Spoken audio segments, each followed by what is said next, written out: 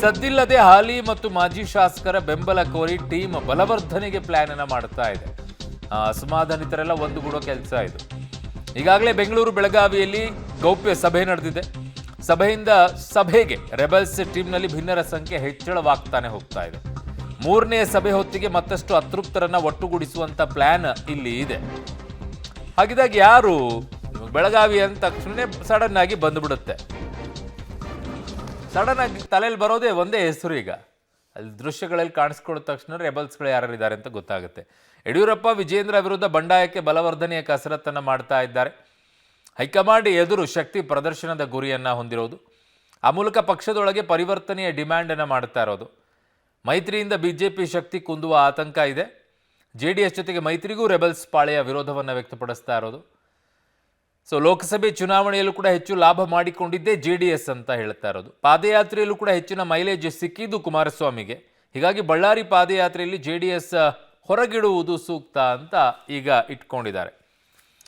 ಆ ಮೀಟಿಂಗ್ ನಡೀತಾ ಇರುವಂಥದ್ದು ಯತ್ನಾಳ್ ಅವರಿದ್ದಾರೆ, ಸಿದ್ದೇಶ್ವರ್ ಇದ್ದಾರೆ, ಆ ಕಡೆಗೆ ರಮೇಶ್ ಜಾರಕಿಹೊಳಿ ಅವರಿದ್ದಾರೆ, ಪ್ರತಾಪ್ ಸಿಂಹ ಅವರಿದ್ದಾರೆ. ಎಲ್ಲರೂ ಕೂಡ ಆಲ್ಮೋಸ್ಟ್ ಅಲ್ಲ ಟೀಮಲ್ಲಿ ನೋಡ್ತಾ ಇದ್ದೀರಾ ನೀವು, ಎಲ್ಲ ಕೂಡ ಅಸಮಾಧಾನಿತರು ಅನ್ನೋದು, ಅತೃಪ್ತರು ಅನ್ನೋದು ಕೇಳಿ ಬರ್ತಾ ಇರುವಂತಹ ಮಾಹಿತಿ. ನಾವು ಊಟಕ್ಕೆ ಕೂತಿದ್ವಿರಿ ಅಂತ ಹೇಳ್ಬೋದೇನವರು.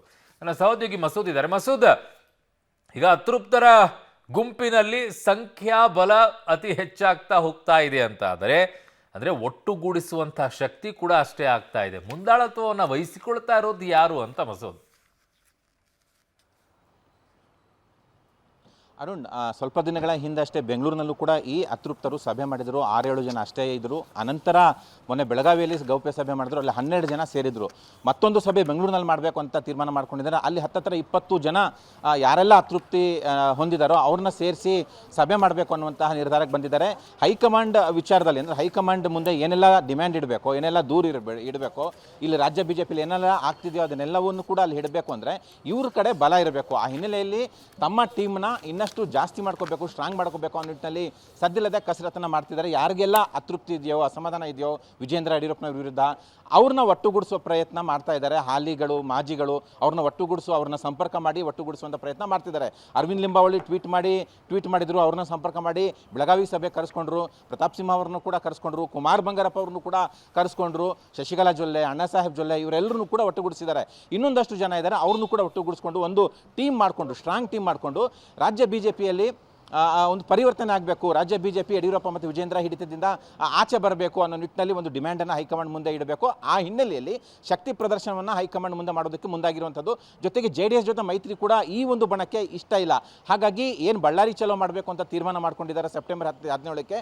ಆ ಒಂದು ಬಳ್ಳಾರಿ ಚಲೋನಲ್ಲಿ JDSನ ಒಳಗೊಳಿಸ್ಕೊಳ್ಳೋದು ಬೇಡ, JDS ಪಾಲ್ಗೊಳ್ಳೋದು ಬೇಡ ಅನ್ನುವಂತಹ ಡಿಮ್ಯಾಂಡನ್ನು ಕೂಡ ಹೈಕಮಾಂಡ್ ಮುಂದೆ ಇಡೋದಕ್ಕೆ ಪ್ರಯತ್ನ ಪಡ್ತಾ ಇದ್ದಾರೆ. ಹಾಗಾಗಿ ಹೈಕಮಾಂಡ್ ಇವರೆಲ್ಲರ ಬೇಡಿಕೆಗೆ ಏನು ಅಸ್ತು ಅನ್ನುತ್ತಾ ಅಥವಾ ಏನು ಮಾಡುತ್ತೆ ಅನ್ನೋದು ಕೂಡ ಕಾದು ನೋಡಬೇಕಾಗಿದೆ. ಅರುಣ್. ಓಕೆ ಬಸು, ನಿಮ್ಮೆಲ್ಲ ಮಾಹಿತಿಗೆ ಧನ್ಯವಾದಗಳು.